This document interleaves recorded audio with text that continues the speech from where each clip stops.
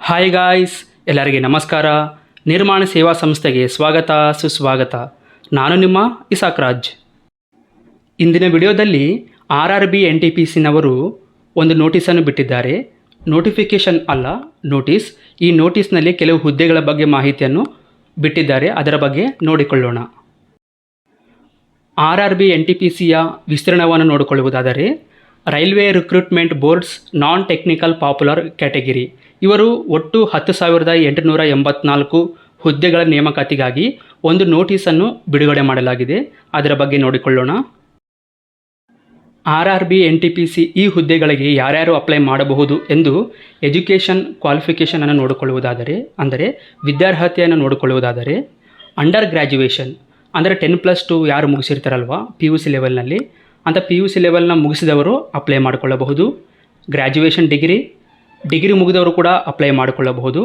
ಇದರ ಜೊತೆ typing proficiency in Hindi or English on computer related posts.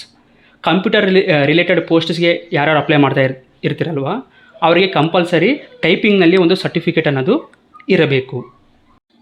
ಶುಲ್ಕದ ವಿವರಣೆಯನ್ನು ನೋಡಿಕೊಳ್ಳುವುದಾದರೆ ಫಾರ್ ಜನರಲ್ ಆ್ಯಂಡ್ OBC ವಿದ್ಯಾರ್ಥಿಗಳಿಗೆ 500 ರೂಪಾಯಿ ಶುಲ್ಕವನ್ನು ವಿಧಿಸಲಾಗಿದೆ.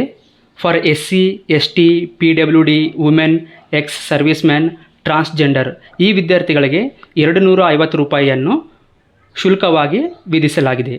ಒಂದು ತಿಳ್ಕೊರಿ ಗಾಯ್ಸ್, 500 ರೂಪಾಯಿ ಯಾರ್ಯಾರು ಪೇ ಮಾಡ್ತಾ ಇದ್ದಾರಲ್ವ ಅಂದರೆ ಜನರಲ್ OBC ವಿದ್ಯಾರ್ಥಿಗಳು ಎಕ್ಸಾಮ್ ಬರೆದ ನಂತರ ಅವರಿಗೆ 400 ರೂಪಾಯಿ ರಿಟರ್ನ್ ಮತ್ತು ನಿಮ್ಮ ಅಕೌಂಟಿಗೆ ಬರುವುದಾಗಿದೆ. ಮತ್ತು SC, ST, PWD, women, ex service man, transgender ಇವರು ಯಾರ್ಯಾರು 250 ರೂಪಾಯಿ ಕಟ್ತಾ ಇದ್ದೀರಲ್ವ ಇವರಿಗೆ 250 ರೂಪಾಯಿ ಮತ್ತು ನಿಮ್ಮ ಅಕೌಂಟಿಗೆ ಎಕ್ಸಾಮ್ ಬರೆದ ನಂತರ ಟ್ರಾನ್ಸ್ಫರ್ ಆಗುತ್ತೆ. ಏಜ್ ಲಿಮಿಟ್ ವಯೋಮಿತಿಯನ್ನು ನೋಡಿಕೊಳ್ಳುವುದಾದರೆ 10+2 ಅಂದರೆ PUC ಲೆವೆಲ್ ಮೇಲೆ ಅಪ್ಲೈ ಮಾಡುವವರಿಗೆ 18 ವರ್ಷ ಮೇಲ್ಪಟ್ಟಿರಬೇಕು, 30 ವರ್ಷ ಒಳಗಿನವರಾಗಿರಬೇಕು. ಡಿಗ್ರಿ ಮೇಲೆ ಅಪ್ಲೈ ಮಾಡುವವರಿಗೆ 18 ವರ್ಷ ಮೇಲ್ಪಟ್ಟಿರಬೇಕು ಮತ್ತು 33 ವರ್ಷದ ಒಳಗಿನವರಾಗಿರಬೇಕು. ಸೆಲೆಕ್ಷನ್ ಪ್ರೊಸೆಸ್ ಈ ಹುದ್ದೆಗಳಿಗೆ ಹೇಗೆ ನೇಮಕಾತಿ ಮಾಡಿಕೊಳ್ಳಲಾಗುತ್ತೆ ಎಂದು ನೋಡಿಕೊಳ್ಳುವುದಾದರೆ ಮೊದಲನೇದಾಗಿ ಫಸ್ಟ್ ಸ್ಟೇಜ್ ಆಫ್ CBT ಮೊದಲನೇ ಪರೀಕ್ಷೆಯಲ್ಲಿ ಪಾಸಾಗಬೇಕು. ನಂತರ ಎರಡನೇದಾಗಿ ಸೆಕೆಂಡ್ ಸ್ಟೇಜ್ ಆಫ್ CBT ಅಂದರೆ ಕಂಪ್ಯೂಟರ್ ಬೇಸ್ಡ್ ಟೆಸ್ಟ್. ಈ ಎರಡೂ ಪರೀಕ್ಷೆಗಳಲ್ಲಿ ಪಾಸಾಗಬೇಕು. ನಂತರ ಮೂರನೇದಾಗಿ typing test, skill test or aptitude test, computer test ಅನ್ನೋದು ಇರುತ್ತೆ, ಅದರಲ್ಲಿ ಪಾಸಾಗಬೇಕು. ನಂತರ ಡಾಕ್ಯುಮೆಂಟ್ ವೆರಿಫಿಕೇಷನ್ ಅನ್ನೋದು ಇರುತ್ತೆ. ಈ ಡಾಕ್ಯುಮೆಂಟ್ ವೆರಿಫಿಕೇಷನ್ ಆದ ನಂತರ ಫೈನಲ್ ಆಗಿ ಮೆಡಿಕಲ್ ಎಕ್ಸಾಮಿನೇಷನ್ ಅನ್ನೋದು ಇರುತ್ತೆ. ಇವೆಲ್ಲವುಗಳಲ್ಲಿ ಪಾಸಾದವರಿಗೆ ಜಾಬ್ ಅನ್ನೋದು ಖಂಡಿತವಾಗಲೂ ಸಿಗುತ್ತೆ.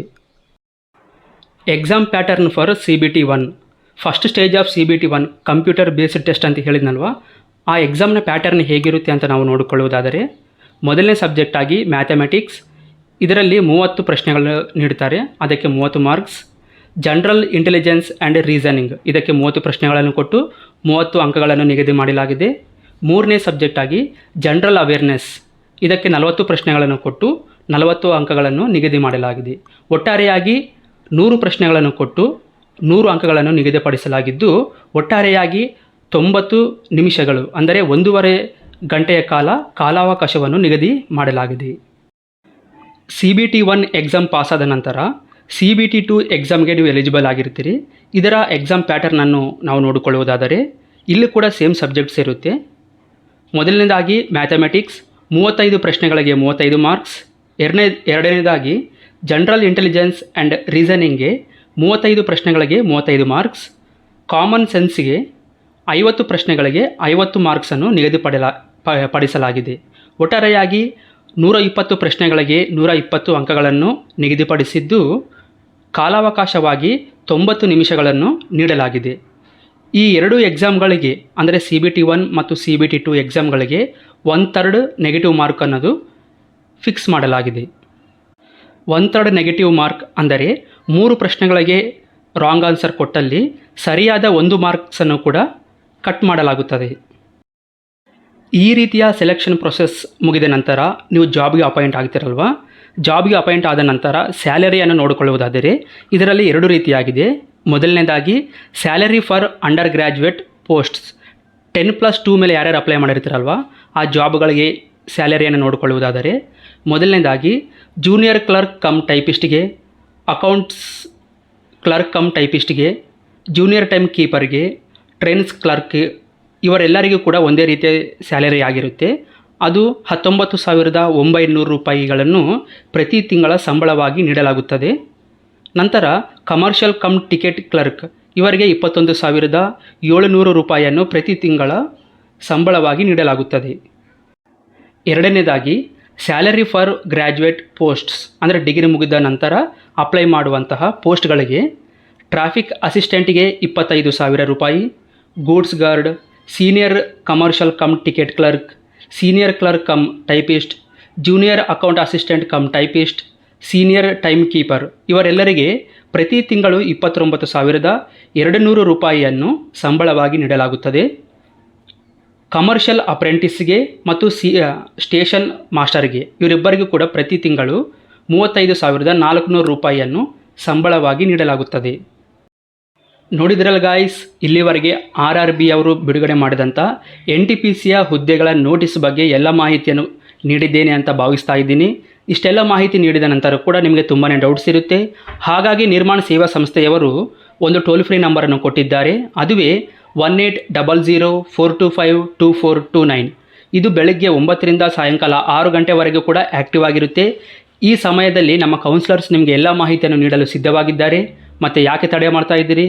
ಈಗಲೇ ಕರೆ ಮಾಡಿ ಎಲ್ಲ ಮಾಹಿತಿಯನ್ನು ಉಚಿತವಾಗಿ ನಿಮಗೆ ಅರ್ಥವಾಗುವಂಥ ಭಾಷೆಯಲ್ಲಿ ಮಾಹಿತಿಯನ್ನು ಪಡೆದುಕೊಳ್ಳಿ.